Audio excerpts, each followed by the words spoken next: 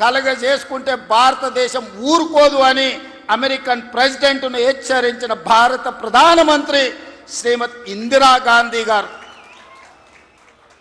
ఈనాటికి ప్రపంచ దేశాలలో ఈ దేశం యొక్క గొప్పతనం, గౌరవం, నాయకత్వ లక్షణాలను చాటి చెప్పిన ఉక్కు మహిళ శ్రీమతి ఇందిరాగాంధీ గారు.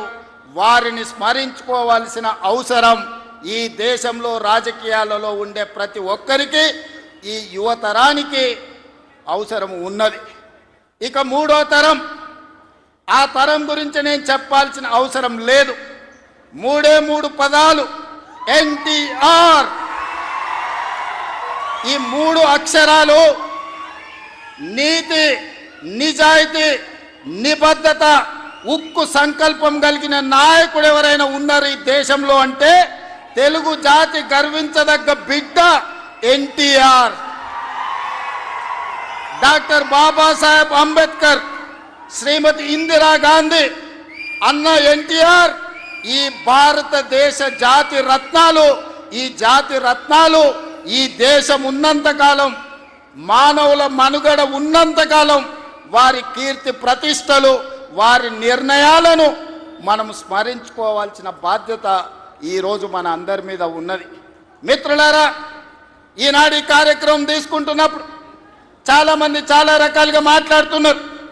కాంగ్రెస్ పార్టీ ముఖ్యమంత్రి, పిసిసి అధ్యక్షుడు ఎన్టీఆర్ గారి విగ్రహాన్ని ఏ విధంగా ఆవిష్కరిస్తారు, లేదా ఎన్టీఆర్ గారిది ఆంధ్రప్రదేశ్ హైదరాబాదు నగరం నడిపొడ్డున ఎన్టీఆర్ విగ్రహాన్ని పెడతారా అని కొంతమంది మాట్లాడుతున్నారు. ఈరోజు నేను స్పష్టంగా ఒక మాట చెప్పదలుచుకున్నా. కులాలకు, మతాలకు, ప్రాంతాలకు, భాషలకు అతీతంగా ఈ దేశం గర్వించదగ్గ నాయకుడు ఎన్టీఆర్.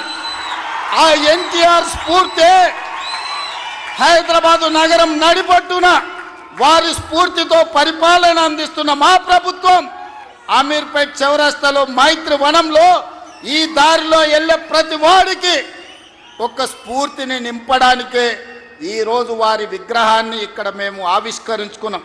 ఇది విగ్రహం కాదు, ఇది ఒక స్ఫూర్తి, ఇది ఒక గొప్ప అనుభూతి. ఒక ముఖ్యమంత్రిగా ఎన్టీఆర్ విగ్రహాన్ని ఆవిష్కరించడం అంటే నాకు జీవితకాలం గుర్తుండిపోయే ఒక మధుర సంఘటన. ఎవరు ఏమనుకున్నా, ఎవరు ఎలాంటి విమర్శలు చేసినా నేను జడవదలుచుకోలేదు. నేను చెప్పదలుచుకున్నా, ఆనాడు శ్రీమతి ఇందిరాగాంధీ గారు ఈ తెలంగాణ ప్రాంతం నుంచి ఒక పివి నరసింహారావు గారిని, ఒక మర్రి చెన్నారెడ్డి గారిని, ఒక పి శివశంకర్ గారిని, ఒక వెంకటస్వామి లాంటి నాయకులను అందిస్తే ఈ తెలంగాణ ప్రాంతానికి అన్న ఎన్టీ రామారావు గారు ఓ మండవ, ఓ తుమ్మల నాయకత్వాన్ని తెలంగాణకు అందించిండు. ఓ మాధవరెడ్డి, ఓ జానారెడ్డి నాయకత్వాన్ని అందించిండు. ఓ దేవేందర్ గౌడ్ నాయకత్వాన్ని అందించిండు.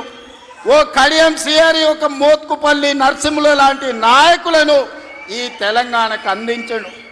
అంతెందుకయ్యా, ఈనాడు ఉపన్యాసాలు ఇస్తున్న బీఆర్ఎస్ నాయకుడు కల్వకుంట్ల చంద్రశేఖర్ రావుకి రాజకీయ భిక్ష పెట్టింది ఎవరు?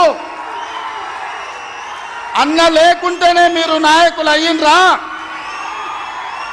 అన్న నీడను బతికిన మీరు అన్నగారి గురించి తక్కువ చేసి మాట్లాడు మీకు మంచిదా? వారే కాదు, వారి పేరు పెట్టుకున్న వాళ్ళు కూడా ఈరోజు నాయకులుగా చలామణి అవుతున్నారు.